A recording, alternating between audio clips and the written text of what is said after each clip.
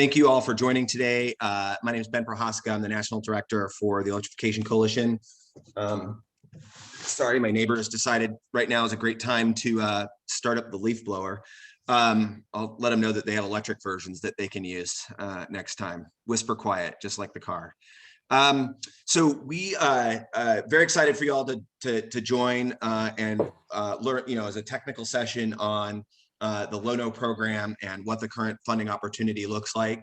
And so as we go through this, I'm going to take a quick minute just to introduce the organization, some of the panelists that are going to be a part of the thing, and then I'm going to hand it back over to Matt to kind of run through and take the lead on the overall program. So maybe as a starting point, the organization, so we are a national organization that is working to accelerate the adoption of plug-in electric vehicles across the country. We have taken, from a theory of change standpoint, have always focused on the idea that we are doing projects to scale. And so, that shows up in a number of different ways. But one of the great examples is one of our first projects that we led was Drive Electric Northern Colorado. You see up at the top left of the box there, which was our first effort to create a community-wide effort to drive transportation electrification. At the time, electric buses were really a thought of the future. So it's very exciting to be a part of this conversation. But we used that initial effort in Northern Colorado to learn and build, and then ultimately replicated the program in Rochester, New York. We then led the Smart City Challenge and helped with work with all the 70 applicants, and then the 7 finalists, and eventually the eventual winner with Columbus. And then have continued that trend of working with cities and communities across the country. And this is that idea of scale by engaging. And we're very honored and lucky to be a part of the American Cities Climate Challenge, and also connected to the We Are All In, which, as you may be familiar, is the Bloomberg Philanthropies funded effort that is really transitioned now that there is newfound federal leadership on transportation electrification. It used to be more of a city and business-led effort, but now it's a national effort. And so it's America is all in. But we really appreciate the funding from Bloomberg Philanthropies to support our work, both on the American Cities Climate Challenge, but then also more broadly on helping to do things like driving out technical support for things like the Low-No program. And I think in general, we see Low-No as something that's been a priority for us from a policy perspective, with every year it being oversubscribed, and the incredible number of buses that operate across the country, that the Low-No program is just a very obvious opportunity to rapidly accelerate the adoption of transit buses or electrification within the transit bus sector. And we wanted to do as much as we can to give communities a sense and jurisdictions a sense of how to apply successfully, what has the program done in the past, what's different this year versus prior years. Not just that the amount of available funding has greatly increased, but in general, there's a lot more that is worth noting when you consider an application. And so Matt will run through the ins and outs of that, and as well as others on the panel. So with that, I want to take a quick moment to introduce a couple of our folks that we're honored to have join us from FTA. And so as a starting point is Subhash Ayers, and apologies if I said the last name wrong, or either name wrong, which is ironic considering my last name is Prohaska, and everyone looks at that and has no idea how to pronounce it when they first see it.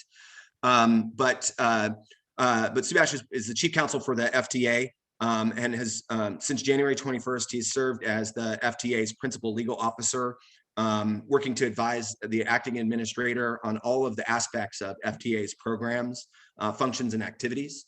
And before joining FTA, he was special counsel for ethics and risk and compliance at MTA, so the Metropolitan Transit Authority, and has served as a law clerk to Associate Justice Ruth Bader Ginsburg on the Supreme Court. So really, really great background to come into FTA.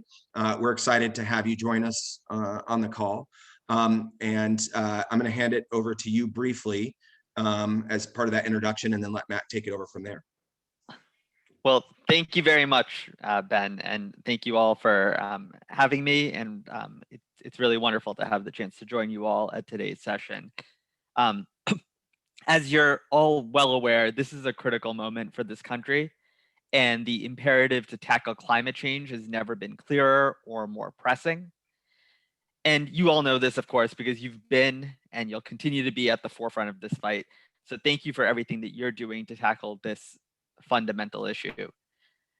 This is a moment of a lot of excitement because this is our chance to make transformational change to help America build back better, consistent with President Biden's agenda. And public transit has so many touch points with the central goals of the Biden administration. So it's an exciting time to be in the world of public transit because public transit will be central in tackling climate change, furthering equity, rebuilding America's infrastructure, and in the short run, also in our response to the COVID-19 pandemic. I'm so glad to be with all of you here today to discuss one important aspect of the Biden administration's plans in addressing climate change, which is how we transition the nation's public transit fleets towards low and no emissions buses and other vehicles. As you know, on February 11th, FTA announced a notice of funding opportunity for up to $180 million for FY21's competitive low or no emission, or what we call the Low-No program. This is a significant increase in funding from the $130 million that was awarded in fiscal year 2020 and roughly $85 million in each of the 2 years before. The main purpose of the Low-No program is to support the transition of the nation's transit fleet to the lowest polluting and most energy efficient transit vehicles. The Low-No program provides funding to state and local governmental authorities for the purchase or lease of zero emission and low emission transit buses, including acquisition, construction, and leasing of required support facilities. This year, we're particularly excited because we've added several considerations to this year's program. One is that recipients are permitted to use up to 0.5% of the requested grant award for workforce development activities, and an additional 0.5% for costs associated with training at the National Transit Institute. The reason why this is so important is because we're going to need to develop the workforce of the future as we switch to the technologies of the future. FTA is also placing a priority on projects that'll improve air quality in non-attainment and maintenance areas for certain of the criteria pollutants under the National Ambient Air Quality Standards. And we're going to prioritize projects that benefit environmental justice communities as well. The full announcement is posted on grants.gov, and all proposals must be submitted electronically through grants.gov by 11:59 p.m. Eastern Time on April 12th. In addition to this webinar, which again is just fantastic, for everyone's awareness, FTA is hosting a webinar as well on this funding opportunity on Thursday, March 4th from 2 to 3:30 p.m. Eastern. And if anyone has questions later on in the Q&A portion, I'm joined by Mark Bathrick, who's chief of the Urbanized Programs Division within FTA's Office of Program Management, which is where the Low-No program is housed. In addition, if you have any questions about the NOFO or the Low-No program, you can contact Amy Volz, VOLZ, at also in the FTA's Office of Program Management at 202-366-7484. Her email address is amy.volz@dot.gov.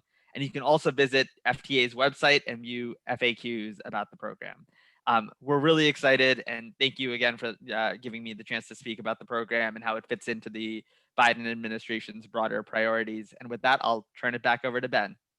Great. Well, thank you so much. I should have started by mentioning that, with the one of the orientation issues or areas of focus for the Electrification Coalition is the idea that right now, with 92% of the vehicles on the road in the US requiring oil to get from point A to point B, it really does put us at great economic and national security risk. And buses really represent like sort of a micro and macro version of that all at once. And so sometimes we, and thank you for the remarks, but to talk about the idea of climate being an issue, which is of critical importance, and buses can really do a lot to switching to electric buses can do a lot to reduce the GHG emissions profile for transit agencies or transit systems across the country. But buses are also just huge swallowers of petrol. And oftentimes are getting somewhere between 3 and 6 miles per gallon. And an average transit bus, and a lot of you know this on this call, but can operate as much as 20 or 30,000 miles a year. So if you start to extrapolate out that that impact on oil usage, you're talking in over a 12-year lifespan, which is traditional, pretty regular idea of the operational life for a bus.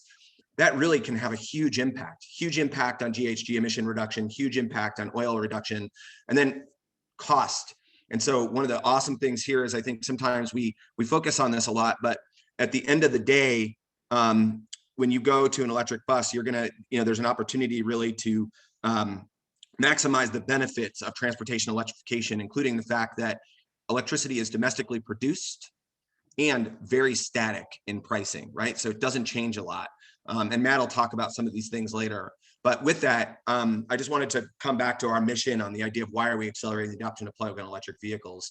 I'm going to introduce Matt Stevens-Rich, who is one of our program leads for the EC based in Columbus, Ohio. A really, just an expert on these issues, having come from Clean Fuels Ohio, so has really been mired in or working in the transportation space for a long time. And so you're in great hands with Matt to go through more on the next steps on the presentation. So take it away, Matt. Cool. Thanks for that, Ben. Yeah, we definitely have a packed hour for our attendees here. We're going to go through just some program overview, both on FTA Low-No and thoughts to bring in as you're thinking about your applications. We also have a couple of folks from industry, as we really want to leverage some industry thoughts around applying, and there's definitely a close relationship that applicants can have as they're looking at different tech solutions and what they're looking at including. We'll also have ample time for Q&A. So again, please drop any questions that you have in the Q&A, which you'll find at the bottom of the controls on the Zoom. If there are any questions that we just don't have a chance to answer, we'll absolutely be sure to follow up. But in turn, we will be sharing the slides and the recording to all registrants, both attending and non-attending, so we can get out all the information.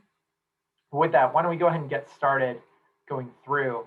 As Ben mentioned, buses really represent a tremendous opportunity for advancing electrification, both at the city and as state priorities are continuing to focus on electrification.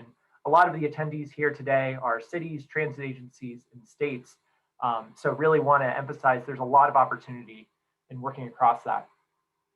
As Subhash mentioned, we're really excited just for the budget that's included in this specific grant round.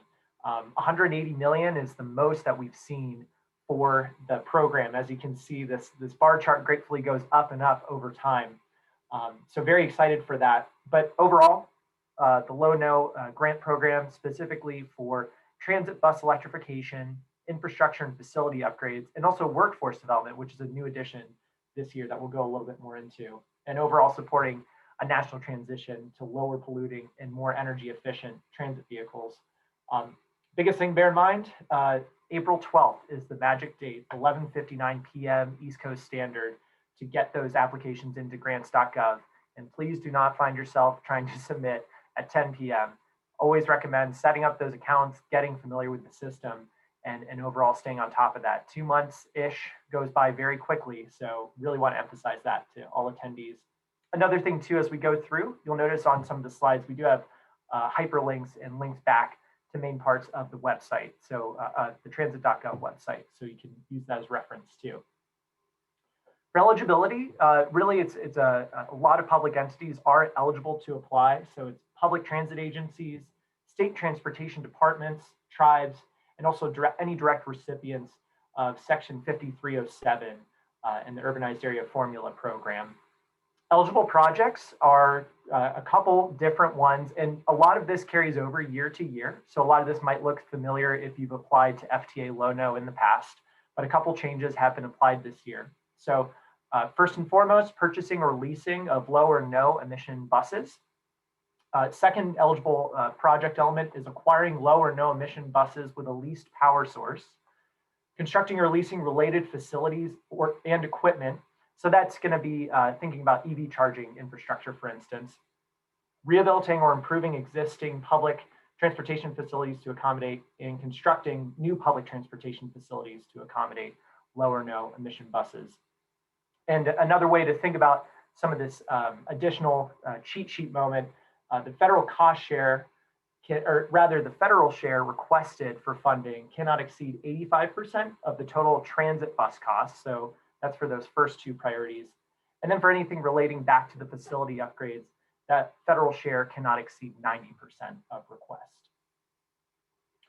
New this year, and something we're really excited to see, is workforce development. So you can request up to 0.5 percentage point of your total grant request for two different items, which would mean you can request up to 1% of your total grant request. So half of that percentage can go towards workforce development activities eligible underneath the federal public transportation law. And then another 0.5% can go towards training at National Transit Institute. We're really excited to see this. Can't recommend enough thinking about including this in your application as you look at what you want to be applying for. For evaluation criteria, again, a lot of this carries over from previous years. The biggest core demonstrations, and this is a dense slide, so we'll kind of navigate it left to right. The biggest thing to bear in mind in evaluating your application and how you can make this competitive is, first and foremost, your demonstration of need and demonstration of benefit.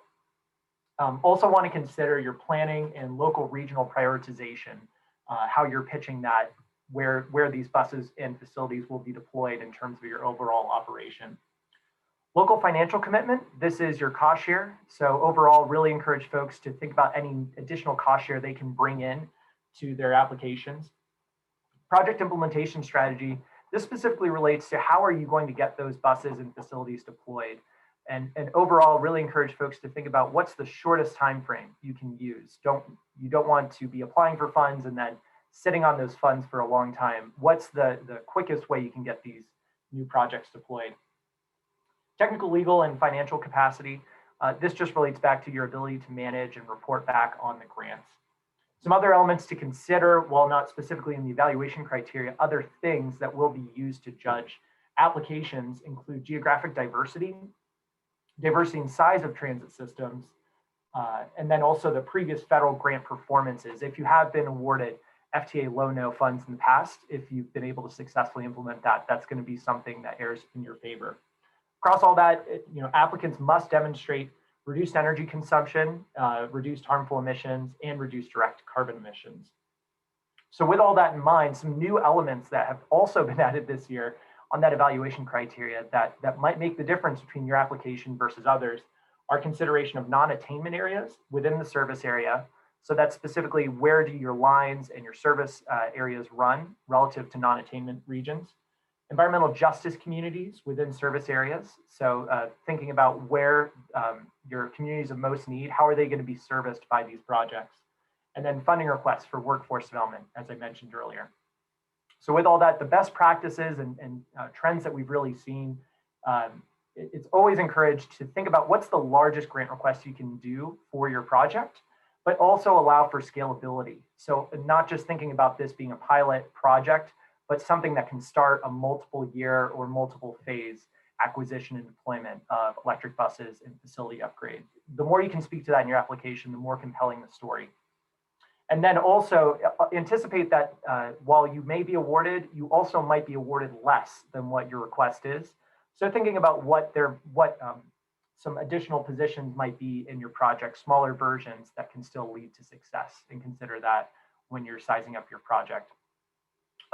With the non-attainment area, there is most likely going to be favorability to those that can address how they're operating in those spaces. This is hyperlinked directly to the EPA Green Book, which is a great online resource that can give you the exact details of non-attainment areas that might exist in your location. Again, considering workforce development requests, that's going to be really encouraged in applications. And also thinking about higher local cost share that you can bring in. One way to think of this is rather than maxing out the entire federal request, would you as an applicant be able to only address the incremental cost share? So that is the price difference between an electric bus and a diesel bus. If you're able to tackle that and have that be an agreeable amount, that'll give you more cost competitiveness in your application. To that end too, and actually some of the panelists that we have joining us today can speak more to this.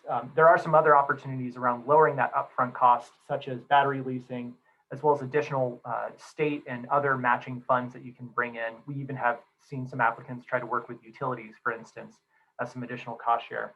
That's something that our panelists can speak more to, but wanted to put that out there too in terms of other financial and other leasing options that might be out there that can help you tackle ways to navigate the cost share. And then finally, just the helpful reference details for the full announcement. You can find that posted on grants.gov. We have that hyperlinked back here too. Have the keyword there that you can use to look that up. Amy Volz is your Office of Program Management contact.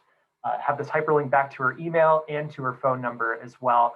Overall, we've really found FTA is a very supportive administrator in all these grant opportunities. If you do have any questions, always feel free to submit those FAQs or send a message over. They're very responsive. And as Subhash also mentioned, we have the link to the FTA hosted webinar that will be next week. That's another really great opportunity to flag any questions or also get some further download from FTA. With that, I'm going to bring in our guest panelists. So there's a lot of great industry partners that you can bring into your applications.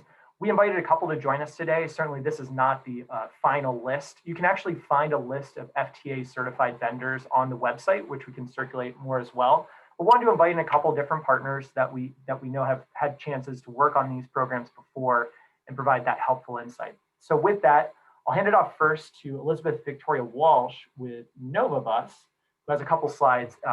Novabus is actually a part of the Volvo group, and they do a lot of work in the bus space. So with that, I'll hand it off. Hi, hello everyone. I will start by the great 2021 new line. Can everyone hear me and see me? Yep, you're coming through perfect. All right, thank you.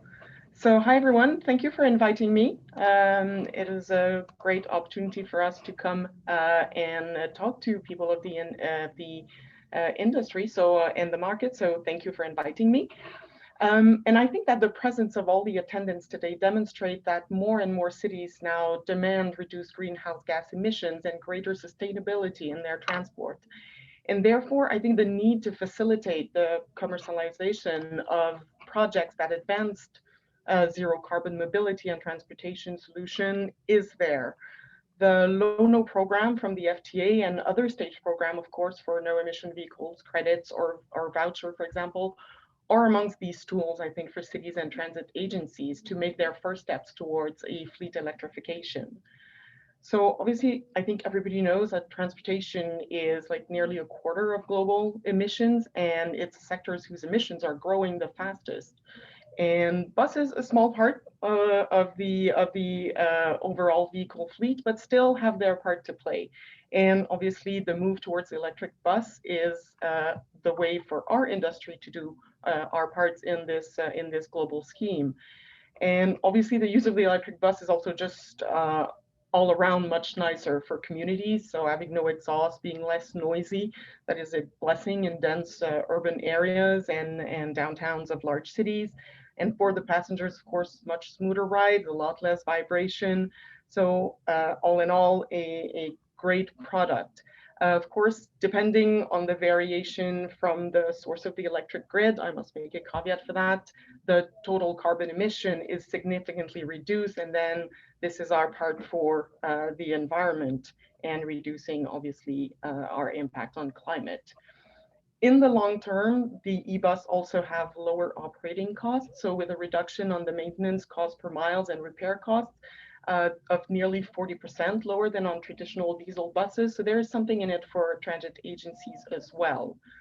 And at Novabus, we strive now to meet all of these needs with our LFSE Plus. So the pairing of our proven expertise on the LFS platform that has been there for now almost 20 years with the latest innovation in clean and sustainable technologies from our partners, BAE and Akasol.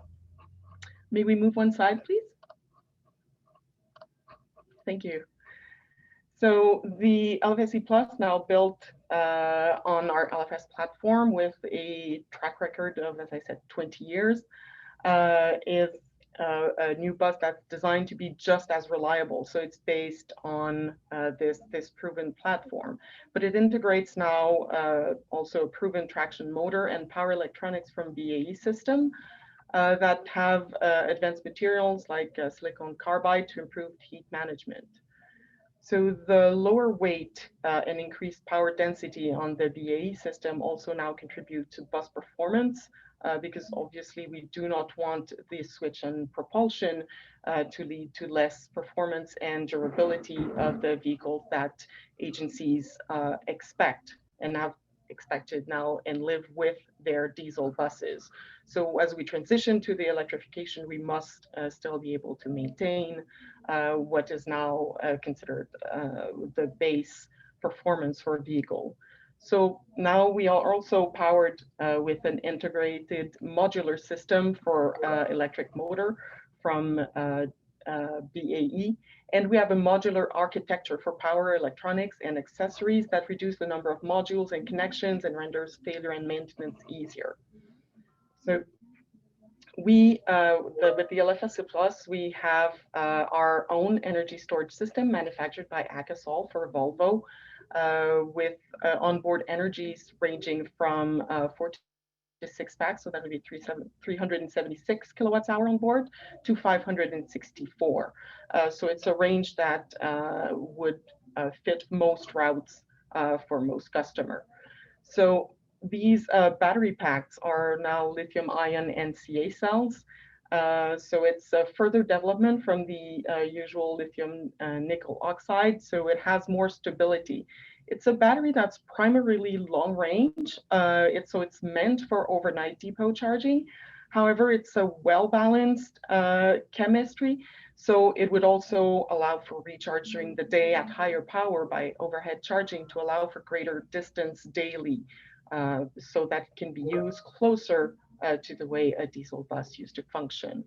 And all our vehicles come with both type of charging equipment, overhead and plug-in as part of the base, to allow for greater flexibility for over the bus, the life of the bus, because the route an agency targets for electrification today might actually not be the route in which it will need the bus to run in, say, like 6 years. So this is all great. However, it's a transition toward electric vehicle that is complex. So many things need to be rethought. Things need to be done differently. And on both the urban planning, the infrastructure in the depot, the operation of the bus that is not quite the same as the traditional diesel, and on our side as well. So on the manufacturer side, for companies like Novabus, which have been manufacturing buses powered by fossil fuel engines for many, many years before, we also had to rethink things as we went through this adaptation by integrating notions of route and energy planning to ensure that we offer the right bus to customer. And one of the main challenge that we now face with both the agencies and the manufacturers, if we may move one slide,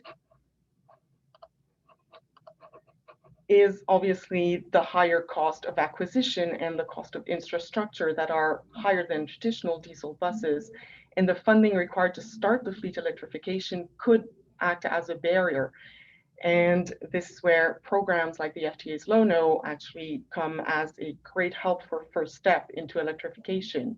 So we launched the LFSE Plus in 2019. So at Novabus, it was at that time that we made our first step into the Low-No applications and becoming approved vendors in various state programs. And we have gone through a few applications with some transit agencies, only one of which was selected recently. So we've had to learn to navigate these grants and vouchers program in the recent past, and we've learned from our first unsuccessful attempts. We have built knowledge and package so that we can now better assist agencies in their projects in an effective manner so that they have successful proposals. So now our entire sales force is very cognizant of the various programs available, including the Low-No, and how to navigate within those grants so that they can assist transit agencies, and our sales force, they are to be viewed as resources for transit agencies in obtaining these grants and funding projects. So when organizations are interested in applying for a Low-No, we will, as the OEM, consider ourselves a full project partner, and we will act as such and shoulder our share of the application redaction. So both Novabus and our partner BAE, we will supply a large part of the redaction, since we both best know our products and the benefits of it. So in the demonstration of needs sections of the project application, we obviously will write everything that has to do with the benefits of the project, the energy consumption reduction, the reduction of the green gas emissions. If necessary, we will make work on route simulations to support the data and to have supportive data for the application. Now, also for agencies that desire to work outside of an RFP process, we can also suggest purchasing mechanism to the applicants. For example, state schedules, commonly known as catalogs in the industry, so that the applicant may feel confident that the pricing of their vehicle comes from a competitive procurement process, and they can then demonstrate easily to their board or their city councils that their vehicle are priced at fair market value. And for organizations also that have funding available for the base cost of their bus outside of the FTA grant that they are looking for, being a manufacturer of both diesel and electric bus, we will provide comparative pricing, for example, for the same bus configuration in both propulsion, so that the agency, for example, could request the Low-No funding only for the incremental cost of the electric battery bus only, which we have found is a great way to function to get access to the funds. Also, though we are only a bus manufacturer, for agencies that find it easier when they go through the process to have a one-stop shop, we will offer the charging equipment, as I am sure other OEMs in the industry would say the same. So we try to help by acting as a prime supplier. So we will supply basically in the end the information that's required for the application for everything from the vehicle to the charging system. And we will supply budget information for the buses, deliveries, charger, design, construction, so that the load on the agency is reduced and not having to go through so many different suppliers. Then also, as was mentioned, the deadline now is April 12th for submission. So as the next step, Novabus will now work until April 12th by approaching some agencies to find project partners with whom to move forward with projects that are compatible with our product. Great, thanks so much for that. Just to keep us moving along, and thank you as well, guys, for dropping in some good Q&A. We're gonna move over to the EV charging side of things. So we have Jason Walter joining us with EVgo, who does a lot of work with fleets. So Jason, why don't you take it away? Great, thanks, Matt, and interrupt me if you can't hear me. Yeah, I think, you know, what I wanted to do was just arm you all with kind of a set of questions that you can really ask to investigate to make sure you're kind of in control of the charging infrastructure part of the this journey, right? So you obviously vehicles are like the first thing that where you begin. It really becomes, that's the obvious starting point, and you're going to work with providers like Nova or Proterra or other, and some of those folks are going to have their own charging equipment that is preferred with their set of vehicles, and that's great. But what I do think is valuable is to have a set of questions that you can make sure you're asking either the vehicle providers who are paired with charging, or those that you need to kind of pair, you know, more broadly to make sure you not just have the vehicles, but the fueling at the ready for, you know, getting on the road. So I'll just run through these here. Have 9 questions that we suggest you ask, and really just get familiarized with the end-to-end process of electrification. So related to EPC, so this is your procurement and construction for an EVSP, so electric vehicle service provider. So that's like an EVgo. Again, that can be as part of the vehicle OEM as well.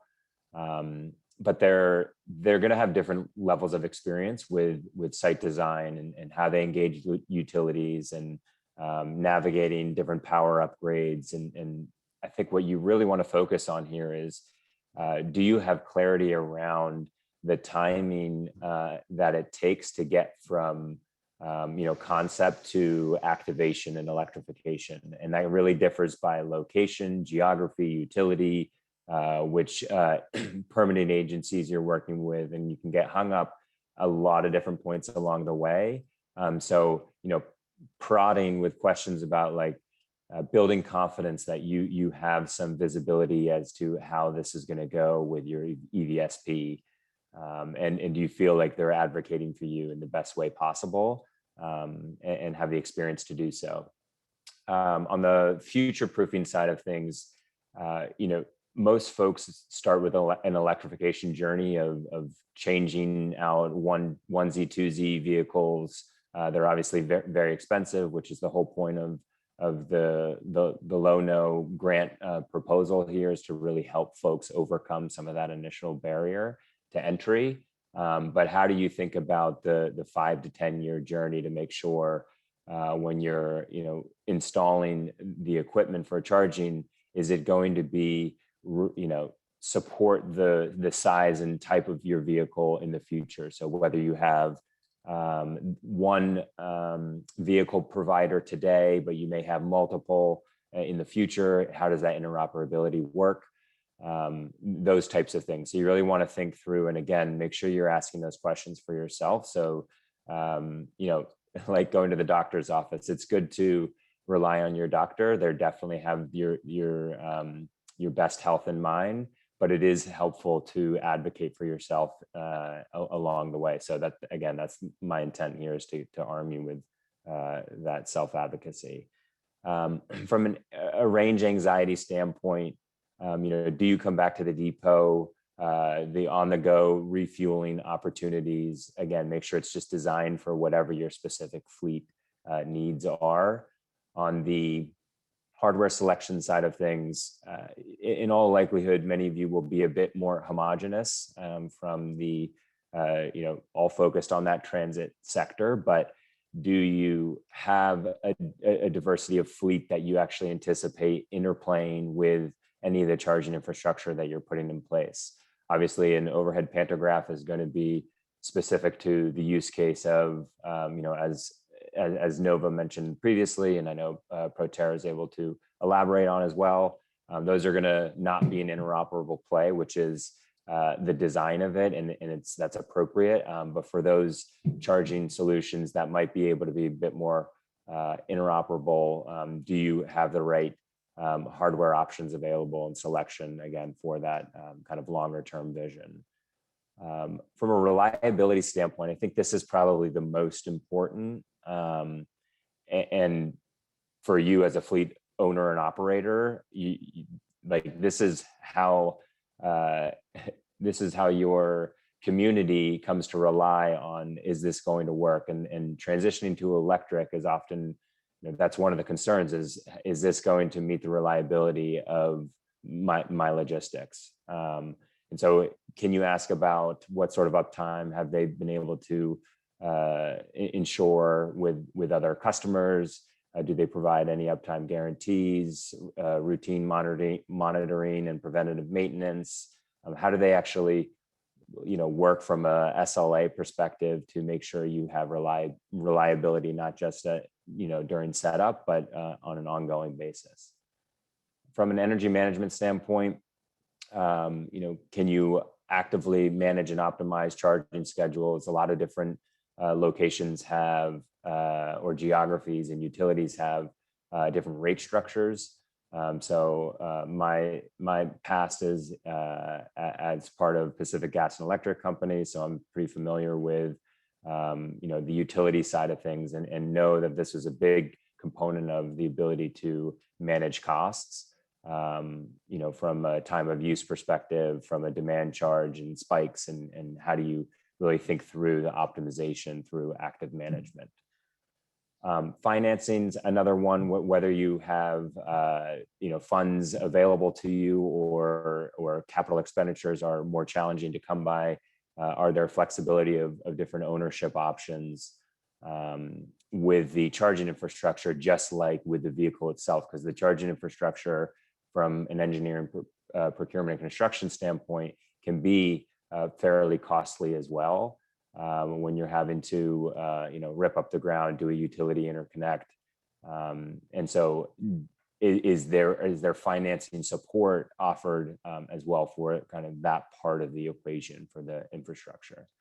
I won't speak too much on incentives just because I think that's the nature of this call, and I think that's been covered off really well. But again, I'll just end with that flexibility as a core component of, can your EVSP adapt to meet the many varied needs of your specific fleet?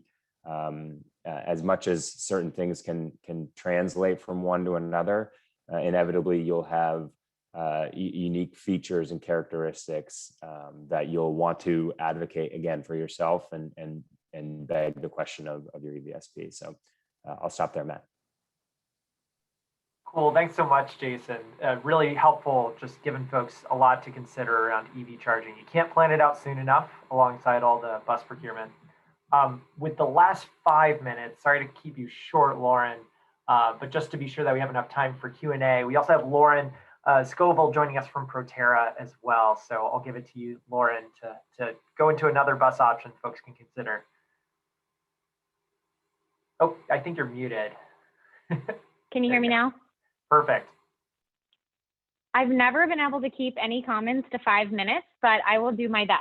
So I'm really excited to be with you guys today from Proterra. We are a leader in the North American transit market for battery electric buses and chargers.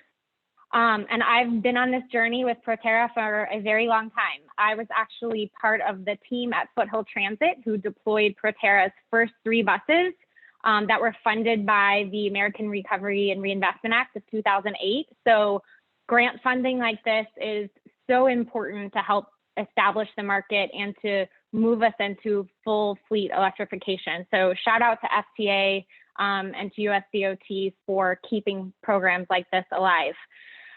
We've grown pretty significantly since our first deployment at Foothill Transit. We now have more than a decade experience delivering battery electric buses and helping fleets transition to zero emission, moving beyond small pilot programs.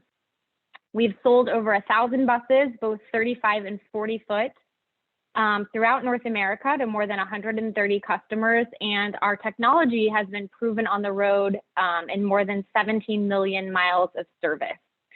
So our bus is designed up from the ground up to be a battery electric vehicle, and for that reason, so we have a lightweight composite body, and the battery technology that we use, along with our energy density and the most amount of onboard energy storage of any OEM, we're able to offer the greatest range of any battery electric bus in its class, so over 300 miles on a single charge. Next slide, please. So as I mentioned, we do not just sell buses. Proterra also manufactures chargers and has a full turnkey infrastructure solution. So that's something to keep in mind with your Low-No application, is that your chargers and the infrastructure are also eligible project costs. So again, that's something to keep in mind. And to the previous panelist comments, Jason, I wanted to note that our chargers, both plug-in and overhead, are compliant with SAE standards for charging. So should you want to use Proterra chargers and another OEM's bus that also meets that standard, you would have that flexibility there. Some more benefits of a partnered Low-No application, in addition to turnkey infrastructure installation, is that you're basically using a streamlined approach to project delivery. So you'll see in the Low-No notice of funding opportunity that there is I don't want to say preference given, someone from FTA will definitely correct me, but it's great if we can get these buses out sooner rather than later. So our current delivery timeline is 12 to 14 months from notice to proceed. So expedited procurement, we do offer a battery lease program as a way to lower your upfront capital costs. And we're also offering special base bus pricing as part of our Low-No offering this year for our partnered applicants. So that's lower than any state schedule pricing right now. Next slide, please. So finally, we have a ton of experience working with Low-No partners, both on the grant proposal and application itself, as well as the deployment of the program. So that's a really important part of partnering with an OEM on a project, is being able to deliver. So we won, in partnership with our customers, more than 80 Low-No grants. And I think that we take a very tailored approach to the Low-No program. We have a document library that we make available to our partners, including project implementation timeline, a budget. We have templates for letters of support. Basically, we are here for you every step of the way to help you submit a comprehensive, well thought out project that can be delivered in the time frame that you specify to FTA. So Matt, I'm sure you'll make our contact information available to everyone, but I appreciate the opportunity and would be happy to answer questions and work with any of you on an application. I hope that was 5 minutes. Thank you. Like right on the nose, you actually nailed it. So thank you. Thank you for that. And indeed, we'll share the contacts of all the guest speakers here today, as well as, again, Amy Bowles' contact as well, who is can be your go-to on the FTA. But yeah, actually, I'll ask all panelists, as well as Mark Bathrick, who's also joining us with FTA, to answer any technical questions, come back on video so we can head into Q&A, where we have a really good roster here. We'll just kind of go lightning round, but please continue to drop in questions. We'll get as many knocked out as we can with the time remaining. Why don't we start one question, Mark, for you, just to kick us off from the audience. If a private nonprofit organization is an eligible subrecipient of the state, such as a Section 5310 fund recipient, may the state include this agency in their consolidated proposal as one of the eligible subrecipients? So how can that work with working with subrecipients? That's a great question, Matt, and thank you all for joining us here. And I will echo Subhash's comments at the beginning here that we're very excited for this opportunity once again, and also very excited for the amount of funding that we have available for our applicants nationwide this year. The Notice of Funding Opportunity has listed all of the eligible recipients and the subsequent subrecipients that are allowable under the Low-No program. For those folks that are a private nonprofit, while not in the Low-No program, you certainly have opportunities for funding in the Bus and Bus Facilities Competitive Program, and also our Build program as well. So those are a couple options for folks that may find themselves as not necessarily an eligible recipient or subrecipient in the Low and No Emission program in particular. If you're interested in being a subrecipient, would certainly encourage you to work with your State Department of Transportation as an eligible applicant, or with any other eligible applicant that you may be interested in partnering with or forming a consolidated application. Another question for you, Mark. This one actually relates to, does the grant include trolleys? And I'll expand that question to, are there any limitations to type of bus design or other things to bear in mind? So this one actually, a couple of years ago, we had the question about hovercrafts. So we actually researched this to a pretty in-depth level. And trolleys are eligible. In essence, you have to have a fixed tire, rubber tire apparatus, and have to be open to the general public. So if you're looking at funding small cutaways, electric vans, for example, or the typical large 40-foot, 60-foot buses or articulated buses, all of those are eligible, but they would need certainly to be for the provision of public transportation in order to be eligible. Thanks for that. That is exciting to hear about hovercrafts too. I think we're going with really boring applications if that's something on the table. Let's see. One question. I think this is actually for Novabus on the LFSE Plus. What's the maximum battery capacity on the bus designs? If we go in amount of onboard energy, that would be 564 kilowatts hour.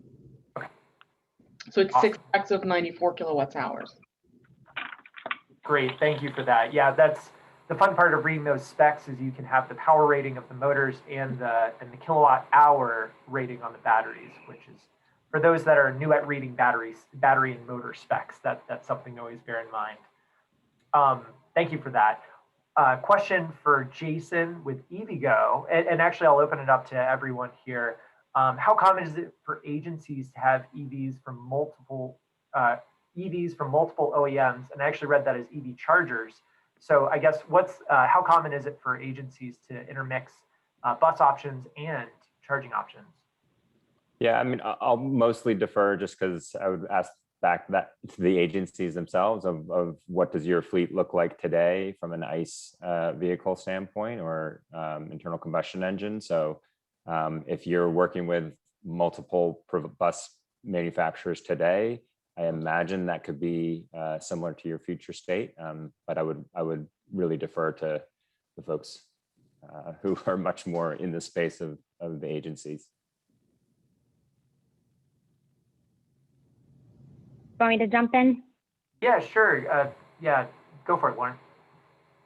Sure. I would say that probably 75% of our customers have their electric bus fleet from one OEM. The other 25% are testing multiple OEMs at the same time. So I can tell you that at Capital Metro in Austin, for example, they're testing Proterra buses and New Flyer buses. In New York City, they're testing buses from several different OEMs. So I think it just depends on your approach and what you're hoping to learn from your initial deployment. Yeah, and Matt, the only thing I would add to that, because Lauren's spot on, I think, that there are, when we look at fleets more broadly too, it's not just the transit component, right? So you may have other vehicles, like Mark was mentioning, a whole set of other vehicle types that might actually ladder up to the same agency. And so I think that's where that may become even more relevant, is across the variety of vehicle types that starts to become extremely relevant for interoperability of charging infrastructure where it makes sense. Again, for the overhead, that isn't the ideal interoperability option. So that's how we look at it. I'll do a follow-up question to that. Mark, would you mind sharing some on incidental use on charging infrastructure? That is, do the chargers need to be 100% dedicated to the bus? Can they be used for other, like indeed another fleet EV that needs a charge? Is that allowed? Sure, Matt. And I will, just to piggyback quickly on Jason and Lauren's comments, just want to highlight for everyone that buses that are purchased with federal dollars, so in this case, we purchased through the Low and No Emission Program, do have what we refer to as a useful life requirement. So there's an expectation that those vehicles would be in public transportation service for a certain number of years, given the gross weight, length, and other considerations of the vehicle. So something to keep in mind for folks when you're looking at your vehicles and possible procurement using federal dollars. To your question, Matt, regarding incidental use, yes, incidental use is an allowable activity under FTA's programs, and would subsequently be applied to the charging infrastructure that an agency may be looking to deploy. Now, certainly, most probably public works departments and private citizens aren't going to be having large 40-foot buses that might be interchangeable with the overhead catenary charging systems, for example, or some of the others out there. But certainly, if an agency does have a charging infrastructure that could be used for example, private sector, we've seen public works agencies that have partnered with public transportation. Those are allowable, but that usage, that incidental use that we call it, cannot interfere with the provision of public transportation. So basically, funding that's purchased with FTA dollars has to be first and foremost used for public transportation, and any of the other incidental use cannot interfere with that. But certainly, we encourage agencies to be as efficient as possible with their resources, and that's definitely one opportunity that we've seen applicants take advantage of over the years. Thanks for that. That's really helpful insight. Another question we also received, I think it was more a statement around how environmental justice issues that are tackled through the program can actually be applicable to project scoping by state DOTs. Mark, maybe a good question for you. Any advice on how to navigate environmental justice as a lens and element to applications? This is a new element being added in. Previously, there was consideration around opportunity zones, for instance, but any further guidance on how to think about that environmental justice component? Sure. So there's two items I would mention there, Matt. The first is just as Subhash highlighted, and I'll highlight once again, we do have a webinar next week that will be there on March 4th from 2 to 3:30, where Amy Walsh, who is our program manager in our office for the Low-No program, will be giving a thorough run through of the notice of funding opportunity, including talking about environmental justice. So definitely, if you have the opportunity, be sure to tune in for that. And in particular, in looking at what we refer to as the additional selection criteria. So that is the environmental justice addition this year, as well as looking at maintenance and non-attainment areas, as Subhash mentioned. All of those, we're looking for agencies in particular to tell their story. And so to make sure that in your narrative, you do your best to discuss how your project, and so if it's a bus procurement, for example, how that will benefit and impact the populations that would be listed under environmental justice.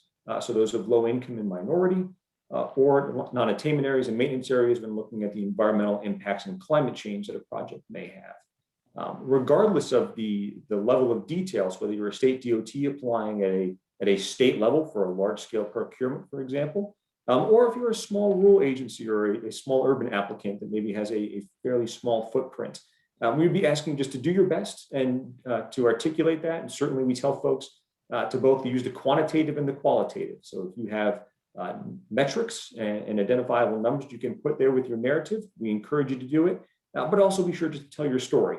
We at FTA are certainly interested in understand that every locality is different. And so anything you can do to help set the stage for our reviewers and for our decision makers is certainly beneficial to your application. Thanks for that. Definitely excited for the FTA webinar. Another thing too to shout out, the FTA has a great FAQ portion of the website dedicated to low-no questions. So they're continuing to keep that updated as they get those questions, which I'm sure will be addressed on the webinar too, but that's another helpful point of reference. With 1 minute left, I'll kind of leave it. If there's anyone that has that last Q&A that they want to drop in, we can try to laser answer it. But overall, actually, Mark, I'll just throw it back to you. Any final remarks or thoughts just in terms of next step recommendations as people think about their applications? Thanks, Matt. And just thank you all for the opportunity to speak with you and to attend. And just as Subhash mentioned at the start, make sure to get working on your application early. We certainly want to see those get in well before the deadline, so folks don't have any technology issues and the like there at 11:59 beforehand. So I'll just leave that with the parting remark is please make sure to get those applications in as quickly as possible. And we're very excited to see what projects are put forth this year from across the country. So thank you, Matt. Great. No, thank you for that. And thank you too to Lauren, Jason, Elizabeth for joining us to really show the industry has your back too. There's a lot of great vendors out there you can partner with. We'll circulate that full list of FTA vendors, but thank you to Mark and Subhash for joining us from government side. Really glad we could showcase some different tech out there as well. But with that, we'll call it a close right at the top of the hour. Thank you all for joining. We will share slides and recording to all that were registered. And otherwise, hope everyone has a good rest of the day. If you have any questions, please feel free to reach out to everyone here that's here to support you in your application. Thanks so much.